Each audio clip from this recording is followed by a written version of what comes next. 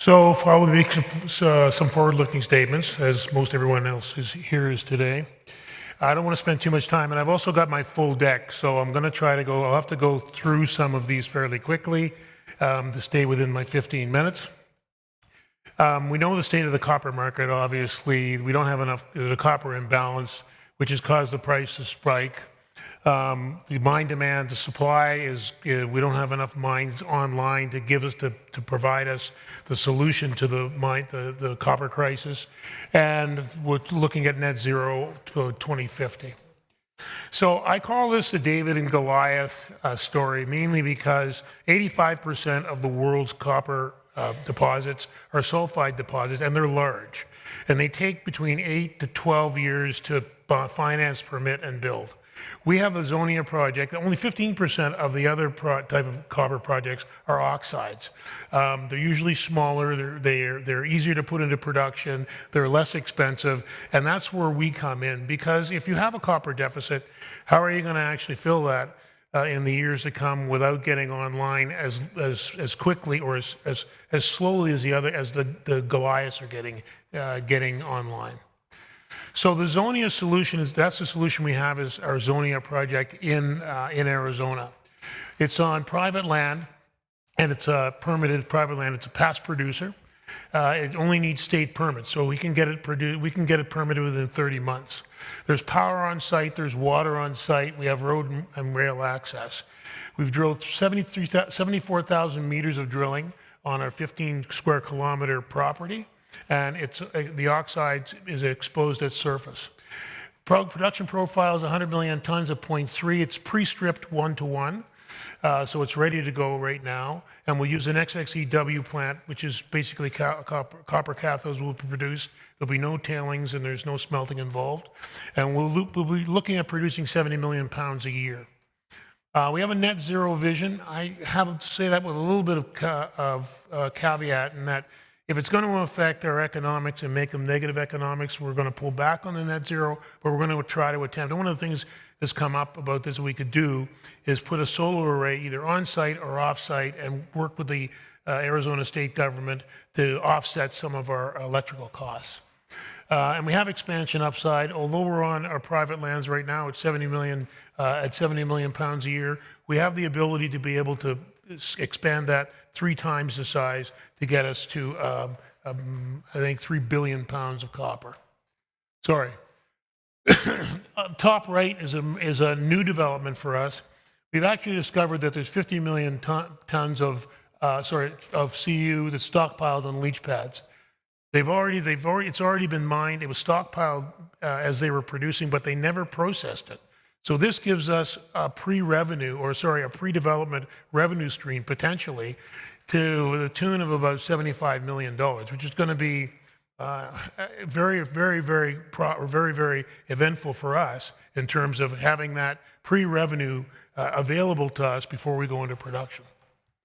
We're in Arizona. It's the number 7 in the Fraser Institute. 71% of all U.S. copper is produced in Arizona. It's on the critical list for the United States.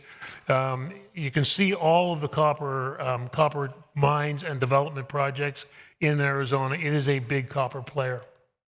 This is the pit. The top photo is actually the pit. You can see it's exposed. All of that material has been moved to expose the copper at surface. Between 1966 and 1975, it was in production and produced 33 million pounds of what's called cement copper. And that leach pad on the bottom left is that's leach pad number 3. Sorry, that's leach pad number 1. And that's where a lot of the material that was already mined but placed on top and not produced sits. And that's just a shot of the mine site building. This is important. These three red areas are leach pad number 3, 2, and 1 going up the slide. And those two to the right are an ISL project that they tried to start, which was they put 40 million pounds of TNT in the ground, fractured the rock, and and they leached it trying to recover copper. It never came out, so it's still sitting in there. That green area is the pit area I showed you in the first photo in the last slide. I'm going to go through this fairly quickly again. I've got a whole slide deck here. The black line is the Whittle pit. The pink areas are the high-grade areas in the pit, which is this top area that sits on the top here. And you can see most of the drill holes go into the oxide. We only got 1 or 2 holes. 1 hole goes into transition and 1 hole goes into sulfides. We haven't even tested the sulfides on this yet. So, there's a lot for us to do. This is the resource estimate. It was done in 2022. You can see that there's 75 million short tons in the indicated category and 122 million in inferred. We had a little bit of an issue with this because at 74,000 meters of drilling at 15-meter spacing, I picked this up, I took this over, wondered why we've got 122 million tons in inferred. It makes really no sense with that type of tight spacing. So we have Derek White has come on board to help us build the Zonia project. He has a resource geologist who's looking at this situation and saying, I think we can push some of that 122 directly into M&I without any drilling. I won't get it all in there, but I'll get some of it pushed in there because I need these to be measured and indicated to go to my bankable feasibility study. We're going to do this in 2 phases. The pink area in the center there is the pit, and where most of the drilling is done. The blue area is private land. And again, this is really important. If all of our resources on private land and we can get this thing permitted within 30 to 36 months, that again is a short window for us to get into production and get revenue going.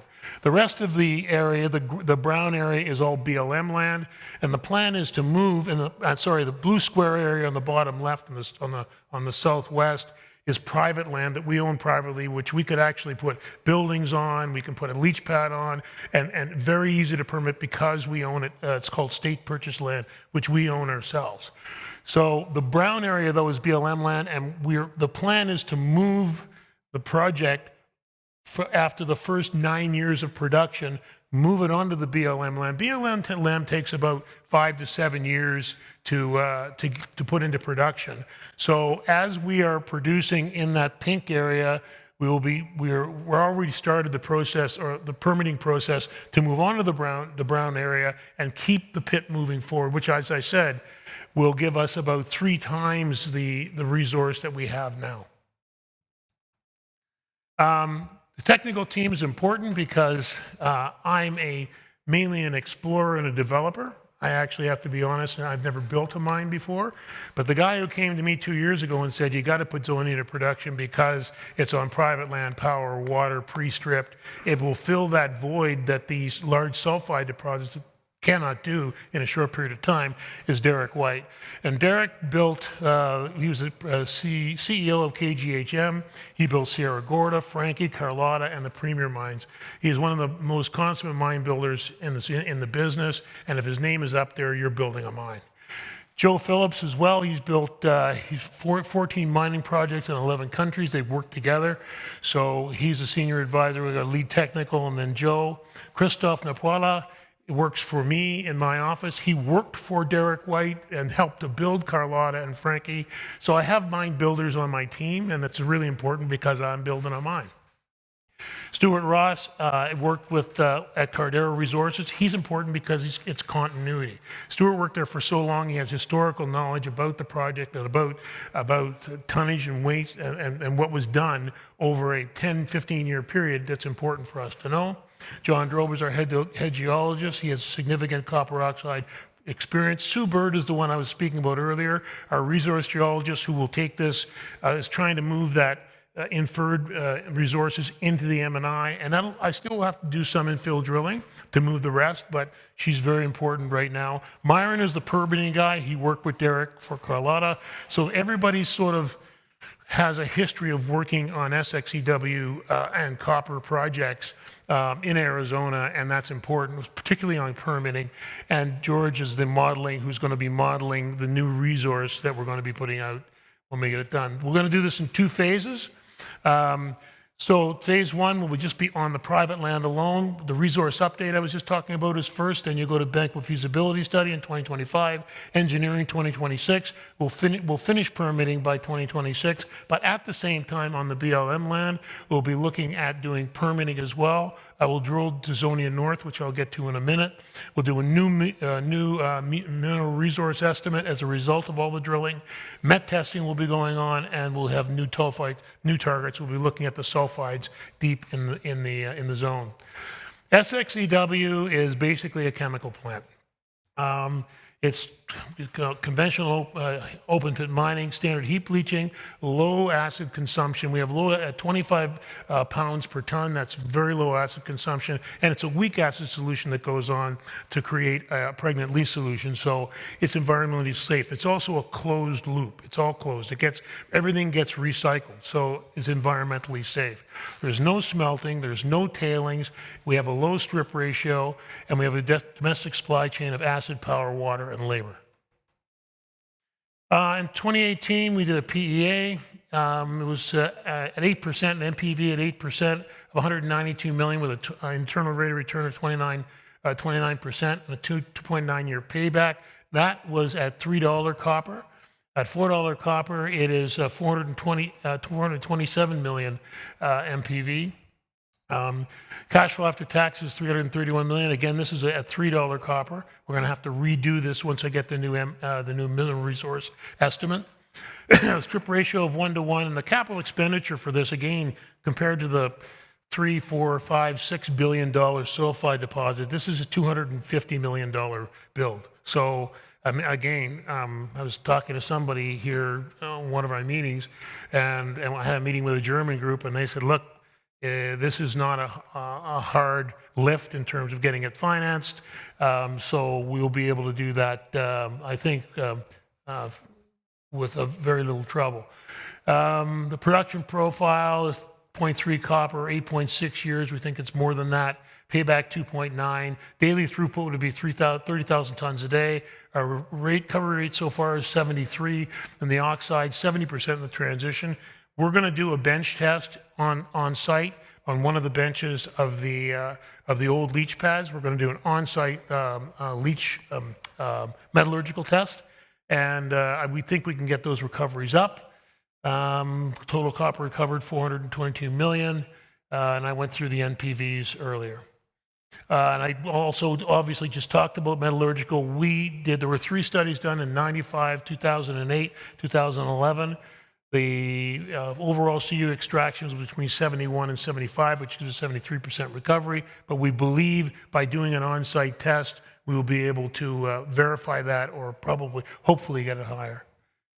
So I talked about the expansion. Like I said, the area where the black dots here is the pit, and the red is the private land. Anything outside of that is BLM. There are 4 existing holes up in that northeast area where the molybdenum anomaly outline is, and the tenor of the mineralization is the same as the tenor in the pit. So we believe the mineralization moves to the northeast, and we've got to drill that and prove that up. We've already got an application in for 5,000 meters of drilling. We just have to post a bond and start drilling in that area. I did talk about net carbon zero. Again, it's a bit of a buzzword, but if we could actually hit net zero by putting in a solar panel, a array of solar, and have electric trucks or biodiesel trucks, and we will already be producing fairly clean copper, 99.9% cathodes with no tailings and no smelting.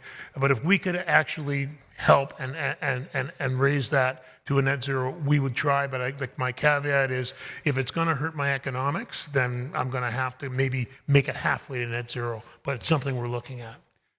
So these are our peers in Arizona in terms of our profile from a CapEx standpoint. You can see Cactus, Copper World, Copper Creek, and Santa Cruz are 1.7, 2.2, 2.6, 2.1.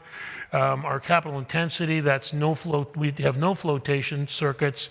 We have no tailings facility, and we're already pre-stripped. So we're at $8,000 US a ton for our capital intensity compared to our competitors.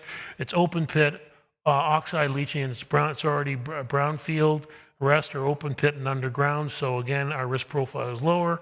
We're only producing 50 million pounds a year to start, So if we move into the BLM areas, that we will build the SXEW so it's modular and we could move it to 50, 75, 100 million tons a year. But what the plan is now is 50 million pounds per year of copper. But again, we're filling the copper void that's needed to be filled. Our payback time is much lower than everybody else.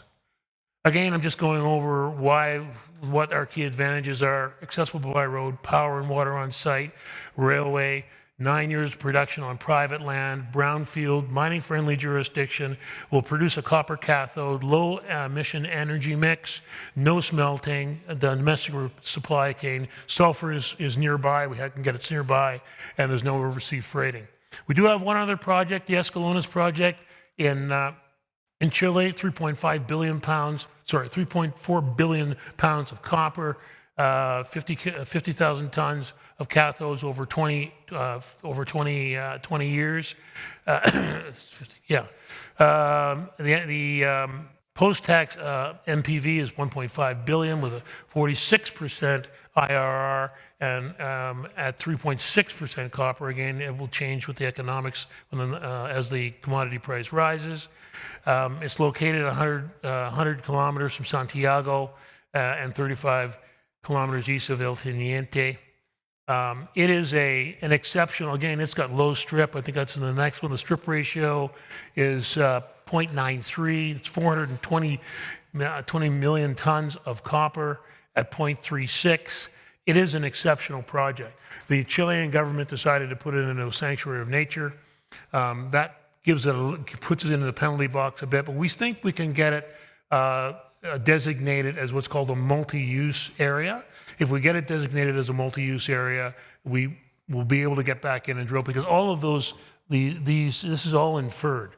For me to add value, for us to add value, we're going to have to move it into M&I, which will require more drilling, and that will require getting permits from the government. So we'll see where that goes. It is an exceptional project, though, as well. My background is started at Mag Silver, was president at VP Corporate Development, became president of New Pacific Metals. Again, as I said, I'm in the exploration and development, but have a team of people that can build this mine for me. Marcelo Awad is 18 years at Codelco, 16 years at Antofagasta. He's known as Mr. Copper in Chile. There's nobody who is more well known in the Chilean and the copper business than Marcelo. John Drobe has again been working with porphyry coppers for 30 years.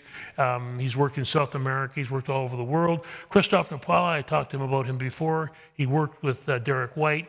He will be leading the charge with Derek. Derek will be giving instructions, and Christophe will be executing on building Zonia for us. And Marla is our corporate secretary.